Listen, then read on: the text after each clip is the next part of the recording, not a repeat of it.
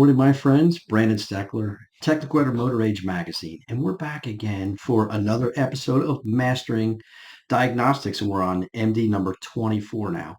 And this episode is about capturing known good data and leveraging that known good data for a free education. And here's what I'm talking about. When I first started learning to leverage my diagnostic equipment properly, whether I was talking about a basic OBD2 level scan tool or an enhanced factory level scan tool or a graphing multimeter or a lab scope or a logic probe, power probe, if you will.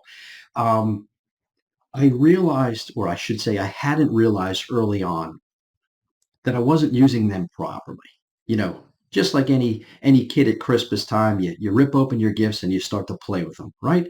I was playing with these tools, thinking I was using them. And like most people, whether you realize it or not, we tend to think that this tool is going to fix everything, right? We're going to push a button and the tool is going to show us what's wrong with the car. And we're going to be great diagnosticians like those before us. But we find out shortly thereafter that that is not the case at all, not even a little bit. So what I've grown to learn as time goes by is the more I know, the more I know. Meaning knowledge begets new knowledge. So I get a little bit and I chew on that for a while. Sometimes it takes years and I don't even realize it. I set it aside. And my mind, my brain, at the time I captured this information, was not truly prepared to digest it in its entirety, meaning I captured the information years ago and I got what I needed from the time out of that capture. But in many cases, I will go back weeks or months or honest to God, sometimes 10 or 15 years later, stuff I've captured 15 years ago now, that I remember the job being tremendously overwhelming and tremendously challenging. Now that my mind has grown and that knowledge I initially acquired beget new knowledge, I can look back on these old captures and see stuff I've never quite seen before. And realizing now, had I known then what I know now, I could have made truly, truly light work of that really challenging diagnostic job.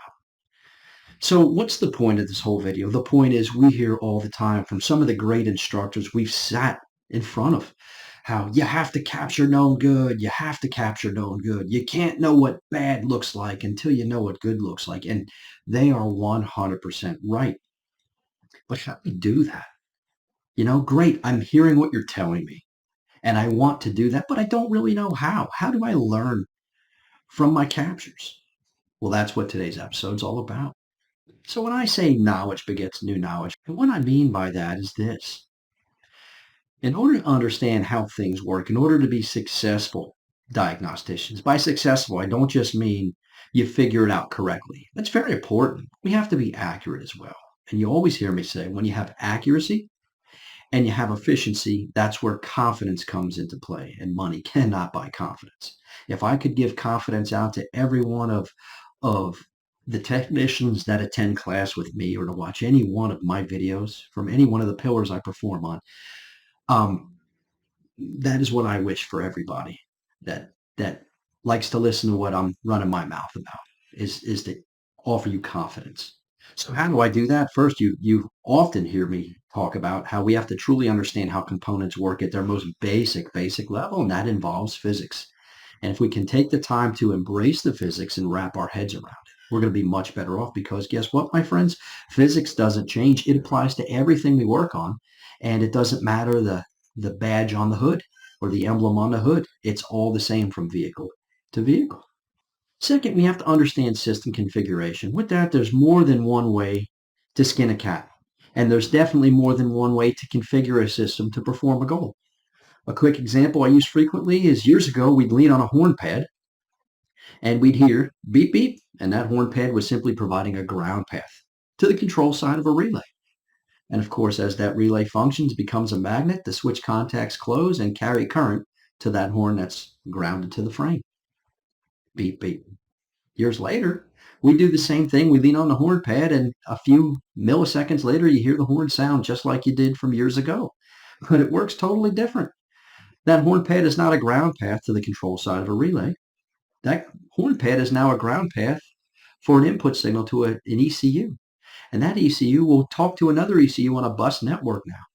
And that receiving module that receives that phone call will provide a ground path for a relay that you and I can't even touch. It's a printed circuit board on a smart junction box or on a totally integrated power module or on an IPDM or an MICU or what have you. My point is things work differently, and we can't begin to troubleshoot if we don't understand how they work. So what's the purpose of the tools that we use? The tools become an extension of our mind, meaning the tools don't do us much good unless we know what it is those tools are trying to prove. Meaning, if we don't know how the systems or the components or the circuits that those components survive on function, what good's the tool going to tell us? In other words, if I test at a location in a circuit and I push a button and I see 12 volts, is that good or bad? Well, I don't know. If that circuit's supposed to be grounded to be energized, that's bad. But if that circuit's supposed to be energized with a voltage supply, then that means it's good. So you see where I'm going with that. I don't want to get too deep on that. I'm just trying to make a point here at surface level. With those tools becoming an extension of our mind, we have to understand what those tools are capable of showing us and not capable of showing us. And I've done a video very recently about that. You can catch the link in the description. But it's not only the tools that have limitations. The point is the tests we perform, the results of those tests also yield us some limitations. And many times those limitations aren't realized and they bite us. Meaning we make assumptions about the functionality of a vehicle or of an engine or a component or the circuit itself or the control of that circuit. And it's because we're leaning so heavily on a test result. Meaning, we see the test result and we assume the functionality of that component based upon that test result. Whereas what we didn't realize, what that test wasn't showing us, it's incapable of showing us what turned out to be wrong with that vehicle. And maybe I sound like I'm speaking kind of strangely. That's okay. We're going to cover it. When I get into the waveforms and the captures, the data captures from years ago that you and I are going to analyze together, we're going to grow to understand how to use this information so we can grow from it and learn from it. So one of the biggest lessons I learned as a technician, slowly realizing that knowledge begets new knowledge, is these deficiencies that some of these tests or some of these tools that perform these tests yielded me. It left me in a very uncomfortable position. So learning to analyze the data and realizing things are not happening in the data as we are experiencing them on the vehicles we're analyzing truly brought to the surface these deficiencies in these tools or these tests I was performing. So by using these tools in a fashion to push the envelope to find what they can do and cannot do, it allowed me to determine quite quickly do I have a tool deficiency? Is there an acquisition error, if you will? In other words, did I not connect the tool properly? Or is the tool just incapable of showing us the information that I desire to see? So when you gather information that simply doesn't make sense currently, meaning right now, don't throw it away. Save it. Because I promise you, at some point in time, it might be a day, a week, a month, a year, or several years later, everything's going to come back together and you are going to be a better technician because of it. Now, I'm going to run through the gauntlet of how to capture data, how to analyze it, how to save it, how to organize it on maybe the cloud. So you always have reference to it no matter where you are in the world. And it makes for nice, easy, organized storage of information, which leads to very quick access. And when you have access to this information, you are more likely to revisit it frequently. So where do we start? I don't know. I guess I'm going to try and start from what I describe as the bottom up. When I say the bottom, I don't mean valuable data versus invaluable data. I mean, what are you most likely to acquire first? What's the most logical data grab to perform first with that? We're not going to reach for our pressure transducers. We're not going to reach for our lab scopes or our amp probes or our ignition probes necessarily. We always want to start with a logical path, and I truly believe we should be starting in the driver's seat, gathering the information available to us at our fingertips right at the DLC. So we're going to start with scan data. So with that, it builds anticipation, meaning when we acquire data, we now have an idea of what to expect. And as I mentioned before, if you don't know what to expect, you truly don't know what it means when you get the results of what it is you're testing on the display in front of you. So building anticipation is important when moving towards analysis of the data you captured, because otherwise you don't know what it is you expect to see. So when you capture data with anticipation, when you see something that sticks out like a sore thumb, whether it's a problem with the vehicle or a problem with the tool or a problem with how you've leveraged the tool, you may not know that yet, but you will understand good capture versus bad capture. And that's extremely important because this is what allows you to discover what tools can do and what they can't do. And finding that tool's limitation is crucial to gaining accurate and efficient diagnosis without much tear down and without many oversights. So capturing data with anticipation allows you to leverage the tool like you've never used it before. In other words, taking two pieces of information and making them correlate on the data screen in front of you. You can now tell a story about the functionality of that component or the entire system that that component resides in right there on the scan tool screen. And the best part about that is you're not going to read about how to do that in a service manual. Mr. Honda or Mr. Acura or Mr. Jaguar Land Rover is not going to tell you to open up your scan tool app, launch it, put these two PIDs on the screen, graph it out, and see how they correlate. That's just not going to happen. But as you gain information, as you gain knowledge about how things work, and knowledge continues to beget new knowledge, you develop your own diagnostic process. You realize what your scan tool can show you. You realize what the PIDs can tell you regarding a story about the performance of a component or a component residing in a system along with the related circuitry and logic. And when you learn to graph that out on paper, you can make some really, really smart preliminary decisions about what's wrong with the car without ever leaving the driver's seat. So we are going to begin talking about the scan tool because this is one of the first tools we should grab in today's world. There's so much information at the tip of our fingers, we'd be foolish to leave the driver's seat prematurely. So I'm going to demonstrate. We're not going to be working on the car today. There'd be far too much time invested in this video. But we're going to take some captures that I've acquired, some of them yesterday, some of them last week, and some of them upwards of 15 years ago. And we're going to use that information to make decisions about what's going on with the car. And we're going to show information pertaining to the scan tool. And then we'll transition to other devices like the lab scope and the associated accessories. And afterwards, we're going to learn how to plot this information safely and organized, how I choose to do it. And it's not the only way to do it, but it works very well for me. And it prevents me from losing information in case something like a computer crash occurs. And it will. It's just a matter of time, but I'm insulated against that. But we'll cross that bridge when we get to it. So I'm first going to give you an example of a basic scan tool capture. And many technicians, believe it or not, are still not leveraging graphed data to the best of its potential. There's so much information that the scan tool, especially nowadays, could show us, and we're not leveraging it the best way we can. And we're throwing away free information.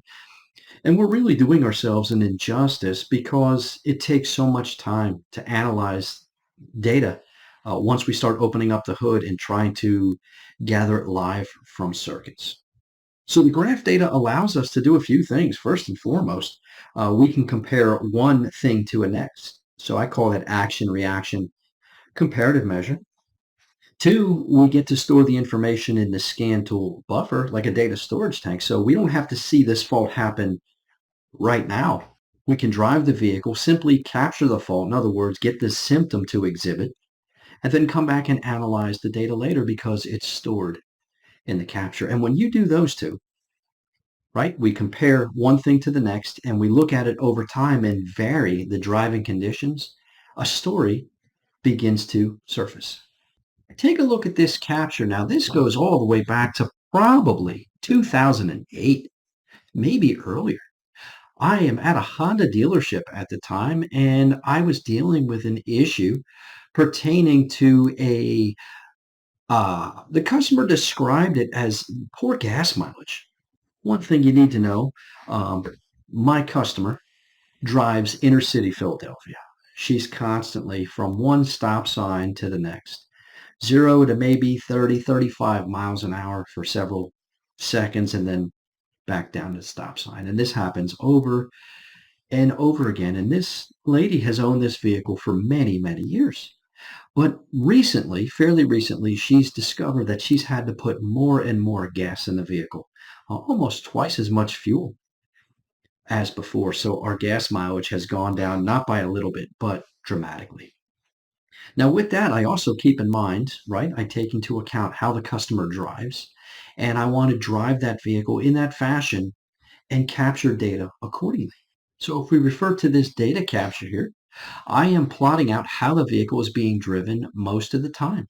And knowing that she's driving approximately 30, 35 miles an hour, I know that's when we typically open the EGR valve. So as I'm driving the vehicle, plotting data out in a graphical format, we typically only see this if we plotted it out in numerical format, which means I would have to see the fault at the exact time it occurred and try and figure out how these PIDs correlate to one another. But if I put them in graphical format, not only do I get the numerical PIDs, but I get the graph data over time, dozens and dozens of frames of data as I drove the vehicle. So as I got to approximately 30 miles an hour, which is not plotted here on the screen, but take my word for it because I was the one driving the vehicle, I noted that the EGR, when my throttle was held steady at cruising speed, EGR opened. And how I know that is because my pintle position sensor indicated 2 volts. But I want you to look what happens to fuel trim at that time. Fuel trim, as long as this EGR valve is open in red, tends to trend with the EGR valve pintle position sensor. So as the EGR valve opens, more and more fuel trim, positive fuel trim is introduced. And as the EGR valve closes, less and less fuel trim is introduced. So what my cursor, my measuring cursor is showing me here is as the EGR valve is held open and I drive this vehicle in a steady fashion, I am constantly adding 15% more fuel. And my injector pulse width is significantly elevated by about 15% more than normal. So this is the reason my customer was experiencing poor gas mileage. So we think about what happens when we open up an EGR valve, and this is where knowledge begets new knowledge. When we open up an EGR valve, the intent is to introduce inert exhaust gases to the cylinder. And of course, those inert gases take up space, making that cylinder effectively smaller. And with that comes an effectively smaller or less intense combustion event. Therefore, we have reduced cylinder temperatures, and this is why our NOx, our oxides of nitrogen output, is reduced. That's an emissions control function. However, let's think about what happened in this capture that we just saw. Again, every time the EGR valve opens, we introduce 15% more fuel, which means 15% more injector on time and reduced miles per gallon. What were to happen if what was intended did not occur? For a moment, let's assume we had restricted EGR ports. When the PCM opens the EGR valve and the EGR pintle position sensor indicates elevated voltage, meaning the PCM now knows the EGR valve is open, the ECM assumes inert exhaust gases entering the combustion chamber. So when we introduce inert exhaust gas, we automatically displace fresh air, meaning oxygen. And in order to maintain the accurate or adequate air-fuel ratio that we desire, we have to cut back fuel at the same time. So EGR gas introduction automatically cuts the oxygen. We have to cut the fuel so we don't have a rich mixture. And that is what the PCM did here. However, if we had restricted EGR ports, Although the intent was to introduce inert exhaust gas, that can't happen. So when the PCM sees the EGR pintle position sensor signal shift to elevated voltage, it cuts the fuel automatically. However, since the inert EGR gas never made it to the cylinder, basically we've cut fuel for no reason. And what would happen then? Of course, our cylinders would be lean, and through the eyes of our feedback system, our oxygen sensors in this application, the PCM saw the lean condition and corrected for it by increasing fuel trim. And it had to increase by 15% to get that problem to go away. So what am I getting at here? When I captured this information, I wasn't 100% positive what I was seeing and why, but I can tell you driving the vehicle at about 30 to 35 miles an hour, this happened every single time. Every time I got into that range of operation, the PCM had to enrich by 15%. Now, the number 15% is not significant, but the driving conditions in which this fault occurred is. When I mashed the gas pedal to the floor, there was plenty of fuel and no need for fuel enrichment. So I knew this driving condition was significant to my fuel trim increase. Knowledge begets new knowledge. Knowing that the EGR valve opens at this time, I played that scenario out in my head just as I described to you. And as a result, I had it in my mind that I was dealing with an EGR port restriction issue. I had a reason, a justified reason to pursue it. I didn't just pull that thought out of thin air. I had logic and I had data to support that theory. So with the logic to support that data and that theory, I had a reason to disassemble the engine now. I wasn't going in blindly. I was going in not to hope to find the problem, but to point to the problem. And this is exactly what I found.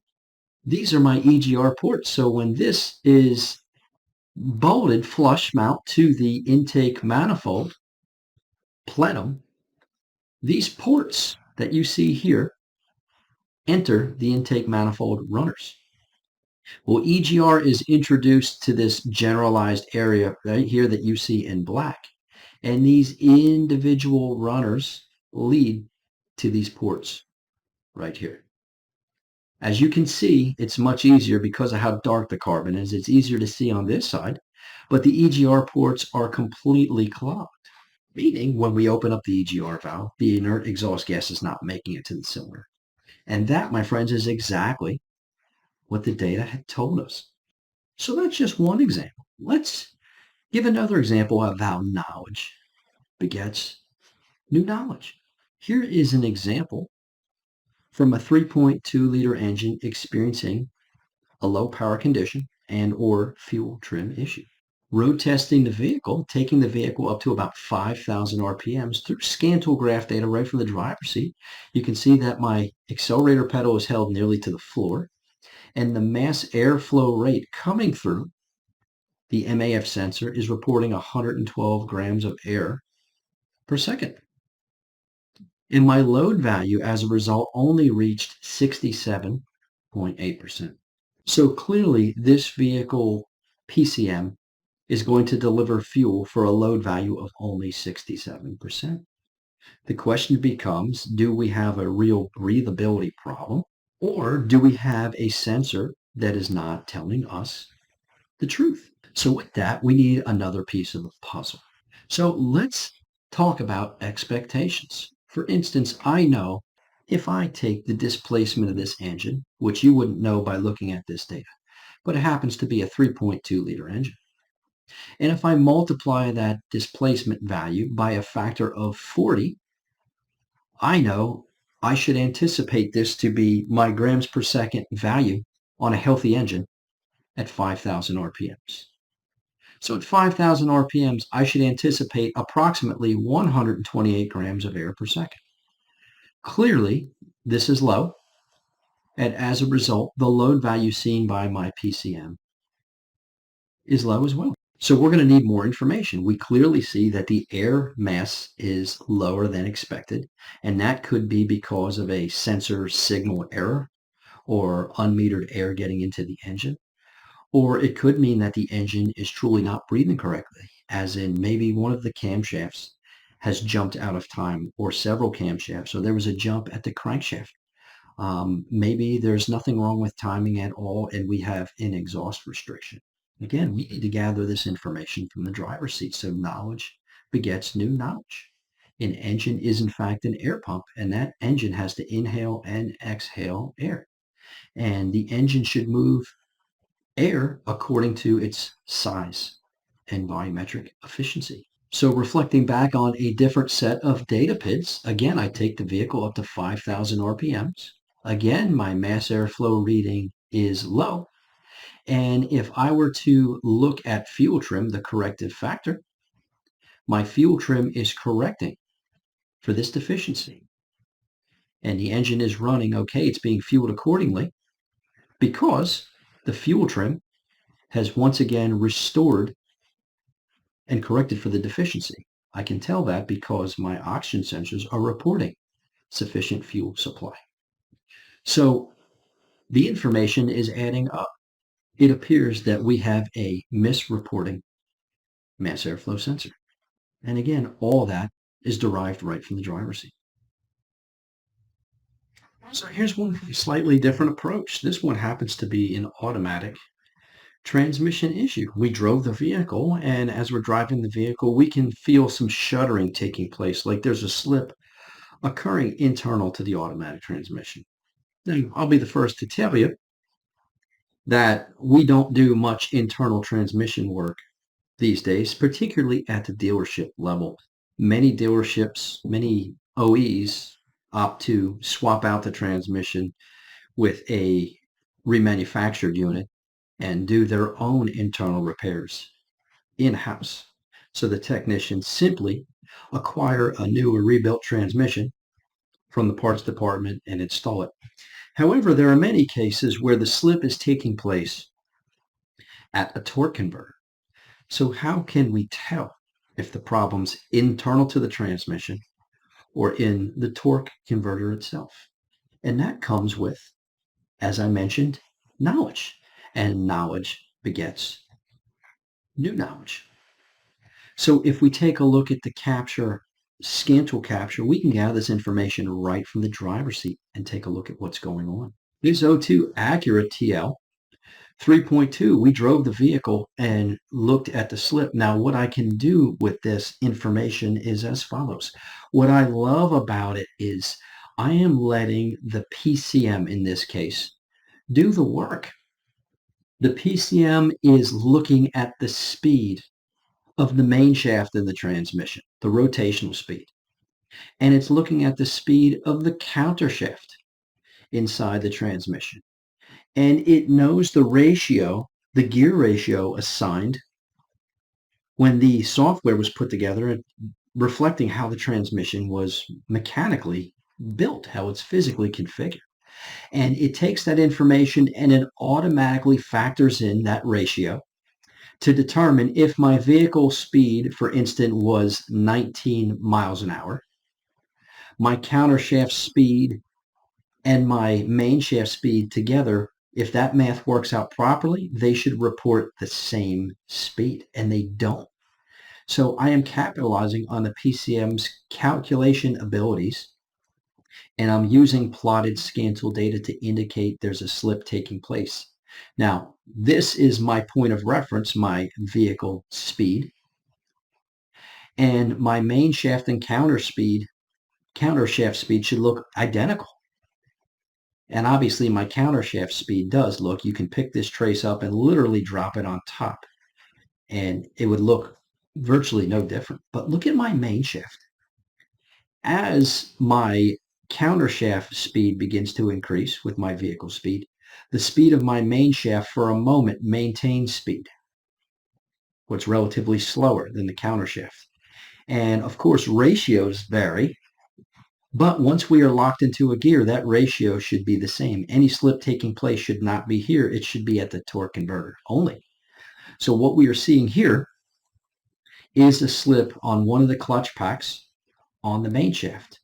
And all I would have to do at this point is add another trace to determine what gear I am in, and that would point to an internal fault. And again, this was done right from the driver's seat. So learning to leverage this information from the driver's seat, we can make some decisions even about what's happening internal to an automatic transmission without taking anything apart. And that's the absolute key. The entire point of this video is that this information can be gathered once you learn to leverage the tool properly and you put it together with what you already know about the vehicle. In other words, configuration and such. In this case, how is this automatic transmission configured? I can find all that out quite simply in service information.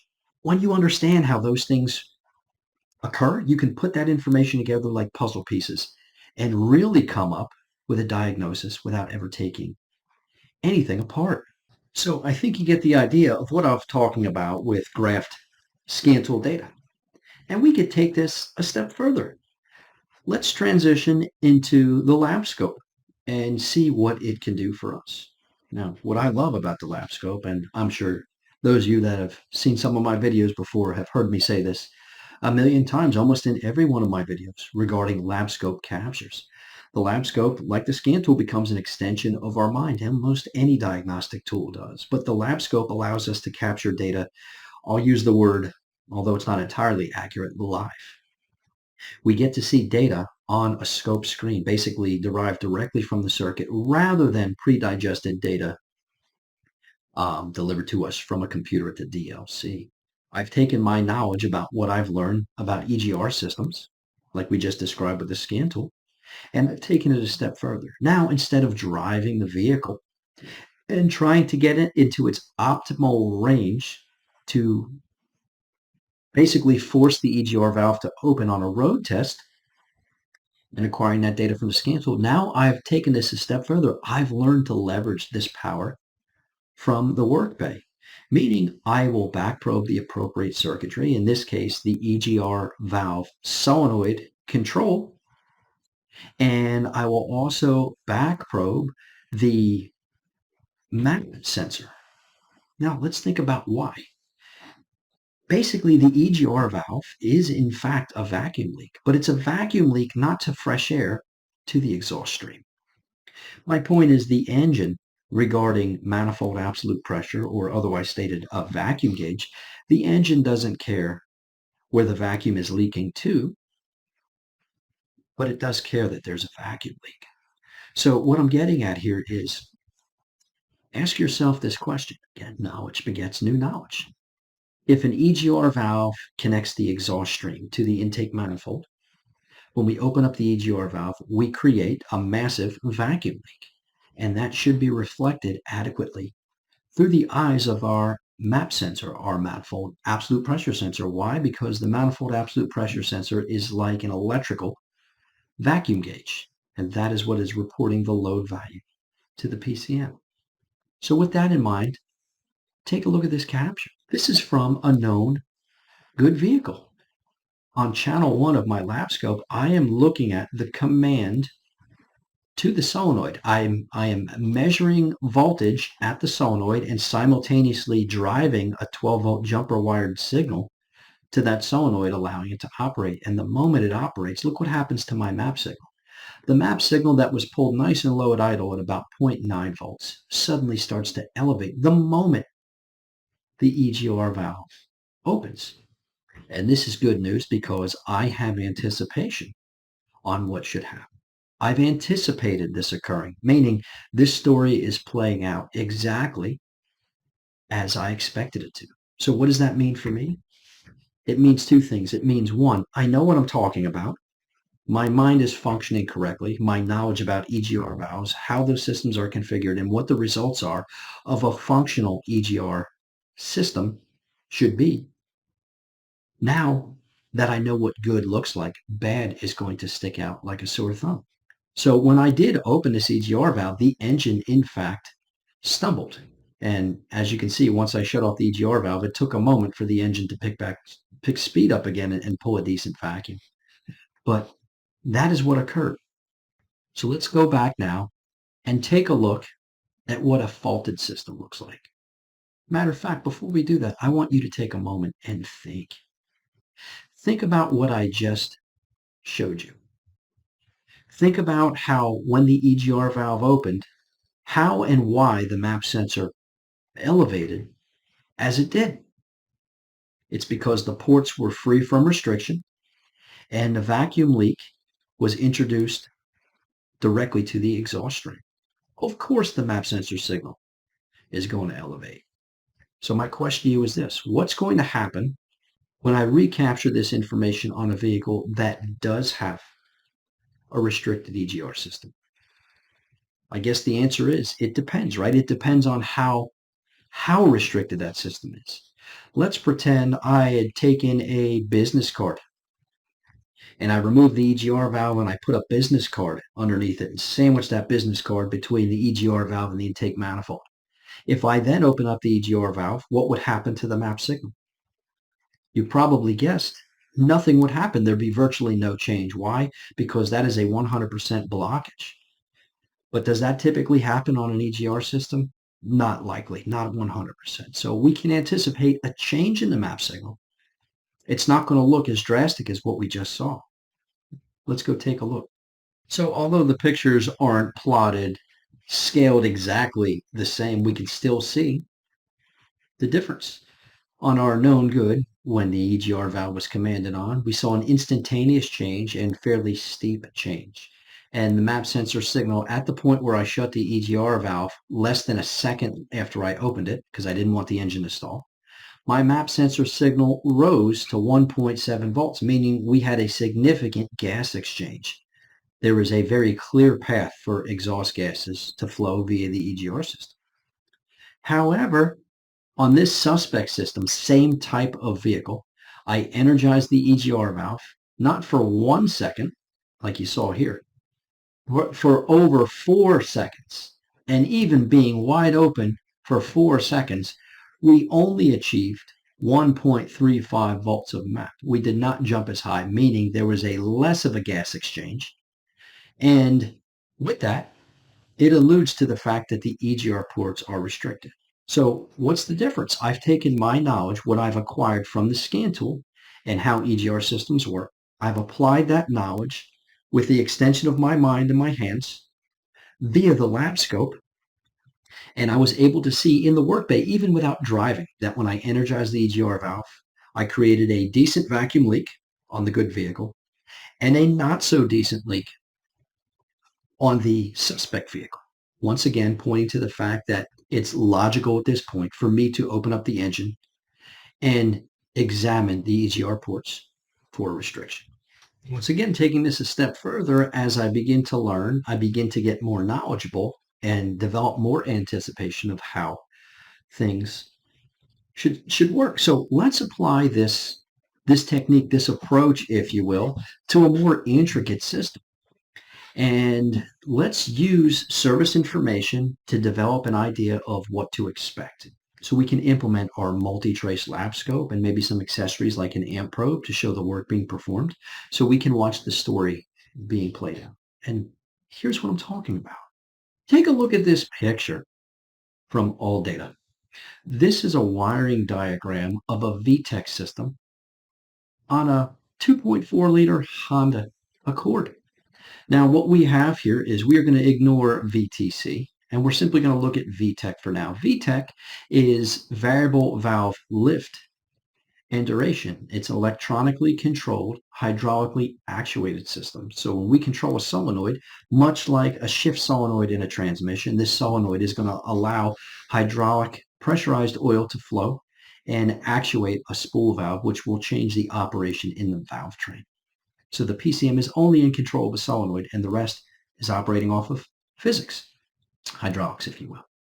So this PCM controls this solenoid on the high side. This is a high side driven circuit. And this VTEC oil pressure switch is a normally closed switch, meaning the signal leaving the PCM with the switch closed referencing ground is going to pull the signal low. And when hydraulic pressurized oil opens the switch, the reference to ground disappears, and this switched input signal will now read high. So what we're going to do is we're going to monitor the signal from the VTEC oil pressure switch to indicate when the hydraulic circuit was charged, meaning when oil pressure built and our VTEC system should be functioning. We're going to monitor the command to the VTEC solenoid so we know when and if the ECM intended to actuate the VTEC system. And we are going to monitor for current flow through this VTEC solenoid circuit to see if the circuit and the solenoid and the PCM is performing as designed. And what we can see here is in blue, the amp probe showing the work being performed in the solenoid circuit. In yellow is the command to the solenoid, and in green is the input from the feedback pressure switch, transitioning from low or switch closed to high and switched open when the circuit is hydraulically pressurized. So here's how the story goes. And this is a perfectly good vehicle with nothing wrong with it. This is how we capture known good and learn from it. When we energize the solenoid circuit, current begins to flow through the solenoid. As current began to flow and the solenoid became a magnet, the solenoid physically shuttled, and that's what's causing our pintle bump we see here. This is a 50 millisecond sweep from left to right, 1/20th of a second. On the screen, we see approximately 20 milliseconds response time from the time the solenoid was energized to the time the solenoid physically opened and pressurized oil charged the circuit enough, charged the hydraulic circuit enough to satisfy the switch. Now, if this is a known good vehicle, we now have anticipation of what known good looks like. It's very easy to determine if a fault exists on another vehicle. Not only would it be very easy to determine if a fault existed on a vehicle within this VTEC system, but the data captured in the fashion we captured it, where the entire story played out, if a fault was present, we'd be able to tell where the fault was located. For instance, if we commanded VTEC to come on and we saw no voltage available right here in yellow, there'd be an issue with the PCM to output that command or the circuit leading up to that. If voltage was present here, but we had zero current flow, that would indicate either an open in the solenoid or a spread terminal somewhere, or maybe a problem on the ground side of that solenoid. If we saw an issue where we had voltage applied, current flow, but no pintle bump, that would clearly mean that the solenoid is physically stuck and not moving. If we had voltage available, current flow, a pintle bump, but no change in this green trace here, meaning no change in the feedback switch signal circuit, that would indicate a switch that was physically stuck or a problem with VTEC hydraulics, meaning no oil or low oil pressure available. We could simply compare the data we've captured on the lab scope along with what we gather with our ears. We can hear a physical change in engine idle quality when that VTEC system is commanded on. So if we heard a change but saw no change in signal feedback pressure switch signal, it would indicate something wrong with this feedback switch circuit. However, if we saw no change in that feedback switch circuit, and that was coupled with no change in audible sound of engine idle quality, it would indicate a problem with engine mechanical integrity, meaning the VTEC system itself or engine oil supply. Could the oil be low? Could it be low oil pressure? Either one of these could be an issue. But again, knowledge begets new knowledge. I'll give an example using pressure transducers, because like every tool, pressure transducers, there's a fairly large learning curve to them, how they function, how to apply them, when to use them, how to acquire the information accurately and properly, right? How to operate the engine and the throttle and things like that. So there's a lot to overcome regarding just leveraging them properly, never mind analyzing them like a doctor analyzes an x-ray. So what I've done was I've simply back probed the MAP sensor, the MAP sensor that exists on the vehicle. Yes, that is in fact a pressure transducer. I back probed it and I acquired data of a perfectly healthy four-cylinder engine. So let's take a look at that. So what we have here in blue, I would like you to ignore. I can't turn off the channel because this is a previously acquired waveform, as you can see, from back in 2012. That's how long I've been doing this for. So let's ignore the blue trace for now. Let's just look at the green trace. The red trace is the ignition event for cylinder number 1. And here's another ignition event for cylinder number 1. So I know this is one full engine cycle, 2 rotations of the crankshaft, or all 4 cylinders completing a compression stroke. Now, this is our MAP sensor. We know the MAP sensor reflects manifold absolute pressure. And anytime a piston goes down on an induction stroke, it creates a slight vacuum pull in the intake manifold. So this southerly headed pull comes from an intake stroke from one piston. This one is from the following piston in the firing order. And then we have a third one, and then fourth one. So 1, 2, 3, 4 vacuum pulls in one complete engine cycle. Now, hopefully you agree with me that that is anticipated. And what can also be seen, not only are there 4 of them, but they are all almost identical. And again, that should be anticipated as well. Why? Because this is from a healthy engine. So rather than apply these techniques to broken vehicles while we're still practicing, what I really want to do is learn to leverage these techniques on healthy vehicles. And once I do that, like I've proven here, I'm going to create my own fault. In this case, I'm going to remove a spark plug from one of the cylinders. And I'm going to repeat this test. Now, I want you to anticipate, or I want you to ask yourself, what would you anticipate happening? Let me tell you what my thoughts are. From what we see right here, all 4 cylinders are contributing to the intake manifold, meaning that all 4 pistons during their induction stroke, respectively, are drawing air or pulling down on the intake manifold. And if I were to remove one of those spark plugs, I would expect one of these 4 intake pulls to change in some way, shape, or form. What are my thoughts? My thoughts are that one of them, whichever one correlates to the cylinder that I've removed the spark plug, one of those pulls is going to be less deep, not quite far down, as the other 3 are. Now, which one's that going to be? That I don't know just yet. I guess it depends on the cylinder I choose. That's logical, isn't it? So let's go with cylinder number 3 and see what happens. So here's known good, and I'm going to remove cylinder number 3 spark plug.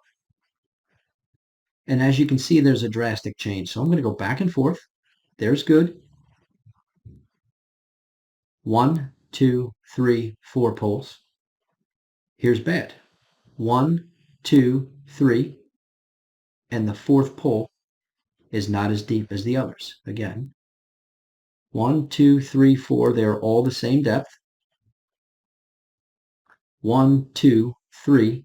And this one is missing. Which one is this? We'd have to refer to our piston chart. So if this is cylinder number 1, ignition, this would be nearly top dead center for cylinder number 1. That would make this pull right here the intake pull for cylinder number 1. The next one in the firing order is cylinder number 3, which happens to be the one we removed the spark plug for. Cylinder number 3's intake stroke is occurring right here, which means this would be the pull for number 3 intake stroke. And as you can see, these 3 are nice and deep, but the pull for number 3 intake stroke is not as deep. And hopefully you're with me on that, and you've had the exact same characteristic playing through your mind as you anticipated what we're going to see when we analyzed this data. Now, of course, as I mentioned earlier several times, the theme of this Mastering Diagnostics episode is that knowledge begets new knowledge, and acquiring known good waveforms and storing them and learning from them over time, that education should not be thrown away. Take a look at something as simple as a relative compression test, and let's see what we can derive from it. Now, this just happens to be a relative compression test performed cranking the engine with an amp probe at the battery. And although you don't see any values indicated here because I'm zoomed in so far on this capture, what we can see, relatively speaking, is that all of the relative compression peaks are relatively the same. So what would happen in that same scenario from before if I removed one of the spark plugs? Let's take a look and see what happens. We removed one of the spark plugs here.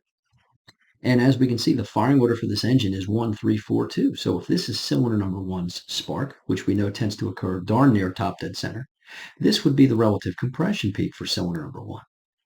That would make this relative compression peak for cylinder number three, and therefore the missing relative compression peak for cylinder number four. And we can see it happening over and over and over again. Here's another relative compression trace now that we have an idea of what we're supposed to see as far as good versus bad. And just like before, this has one cylinder that is lower than the other seven. So this 8-cylinder engine has 1, 2, 3, 4, 5, 6, 7 cylinders producing good starter load, indicating or inferring good compression in 7 cylinders, and one low one. However, there's something else in this trace that we need to notice. And once we realize what's actually happening, it can give us anticipation on what to expect on other known good traces.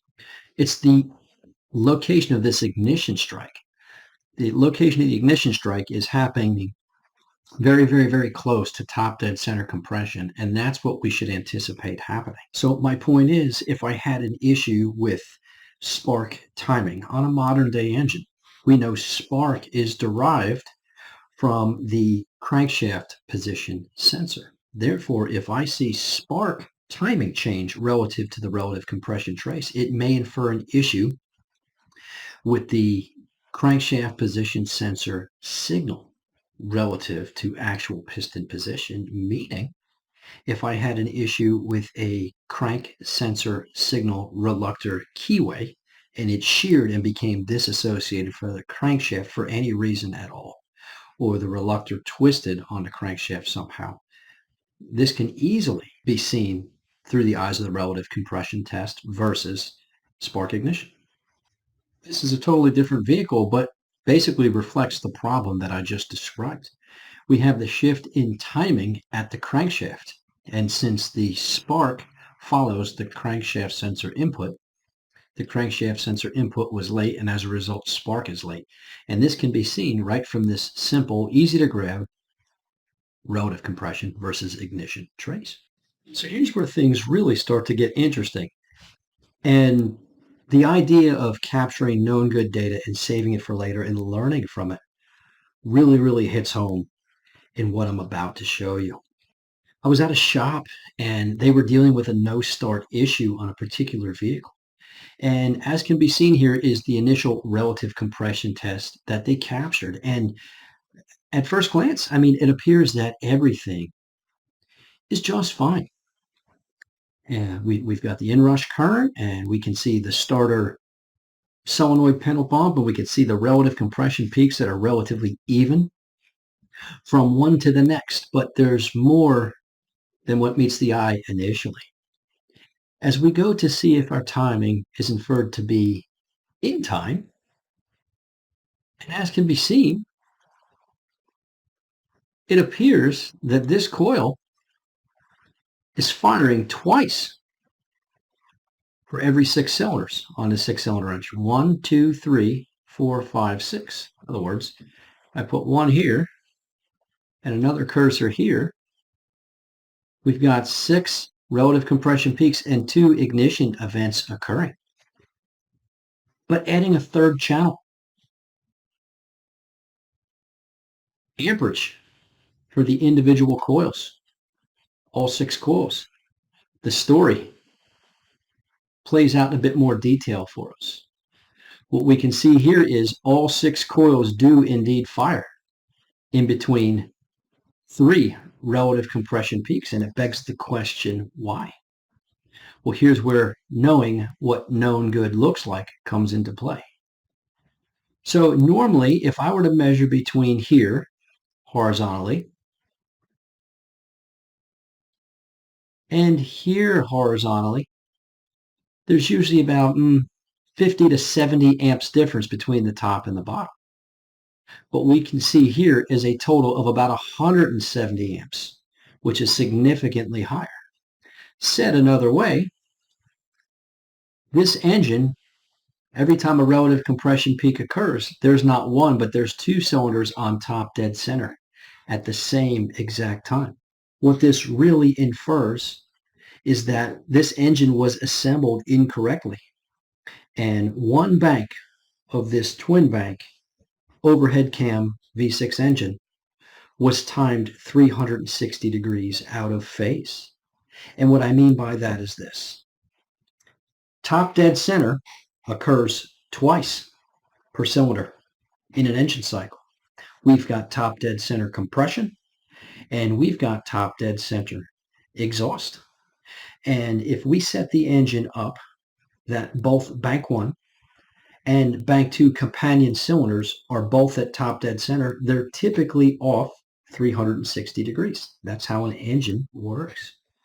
But if somebody made a mistake and mistimed the engine, in other words, the crankshaft was in the wrong 360 degree top dead center position, the engine would in fact be out of time. Said another way, this V6 engine is running like a three-cylinder engine that has two pistons firing at the same time. Again, this was all diagnosed without taking a single thing apart, just leveraging the power of our scan tool, leveraging the power of our amp probes, and having a thorough understanding of how things work. But none of this would be possible if we didn't already have an idea of what known good looks like. Because looking at the relative compression trace all by itself, like we see right here, it appears to be totally normal. Because when we evaluate a relative compression trace, we are not typically looking at the characteristics I just mentioned in this case. We are typically only looking at changes in the peaks from one to the other, and these all appear to be relatively close to one another. So as you can see, there's a lot more information in these waveforms if we choose to save them and evaluate them later. If we take the opportunity to extract as much data as we can from them, so much can be discerned from what is wrong inside the engine without taking anything apart. And if you're interested in how this particular case played out, I will assure you that the crankshaft position sensor and the camshaft position sensor signals all correlate to one another properly, meaning this had to be a misassembly of the engine. It couldn't be a stripped camshaft reluctor wheel or anything like that, because that would show a shift in cam to crank correlation. Now, leveraging this information is key to growth and success, as well as efficiency. And again, as I mentioned, you have all that. You've got confidence, and that's what makes work fun. And that's what I wish for every single one of you. But finding this information can be a tad bit tricky when you look at hundreds, if not thousands of cars in a year. So getting organized is really, really important as well. And I'm going to show you what works for me. So you can choose a cloud-based storage facility if you want. I happen to leverage Google Drive and Microsoft OneDrive and Dropbox for different reasons. But in this case, I'm looking at my OneDrive, and I set up a folder for automotive diagnostic support. So if I go into there and I pick a random candidate here, I will right-click and create a folder for any new vehicle I am working on. And I will name that folder. New vehicle in this case, but we'll name it what it is. My buddy Bryn, we go into here. He's got several vehicles that he has shared with me, or I have provided assistance or input in some way, shape, or form. Let's go with the 2006 5.7 liter Hemi. Now, as you can see, we've labeled these folders accordingly so they are easy to find. I want to identify the vehicle and I want to identify the files. So for instance, if we click on this capture here, you'll notice a couple of things that I really want to point out, and they are very important. I mentioned that they're important because so many people are in a rush when they are capturing information, and rightfully so. They are trying to earn a living diagnosing vehicles. And it's not so much this capture I want to show you, but how the capture is labeled. First of all, Brins take the time to leave some notes for me. He said, this is a cranking capture with an engine mechanical fault present. It's very important. I also want to know where Brin's testing at. So setting up the channel labels, for instance, he's indicated my blue channel A is an ignition sync to cylinder number 1. And I can easily locate the firing order if I need to. B in red is our relative compression current waveform captured, derived from our amp probe.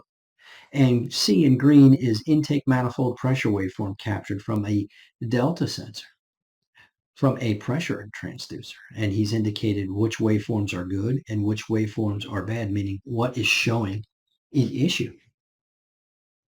Furthermore, if you take the time to take a look at his saved data, he's indicated the approximate mileage, which is really important, especially in the case of a comeback.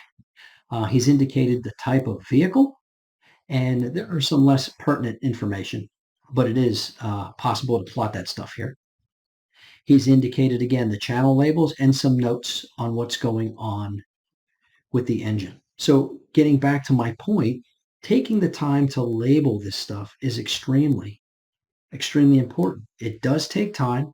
It does eat up some very valuable time. However, in the long run, you're going to be much better off for it because being organized means you can access this data at a moment's notice. And when it's put on a cloud-based storage facility like Microsoft OneDrive or Google Drive or Dropbox or what have you, having access to this anywhere in the world, regardless of whose PC you are on, is very, very convenient. And something else that's very important that I want to touch on is filtering. What I mean by that is this. Every one of these channels, we can implement different types of filtering. For instance, on the blue channel, I could zoom in here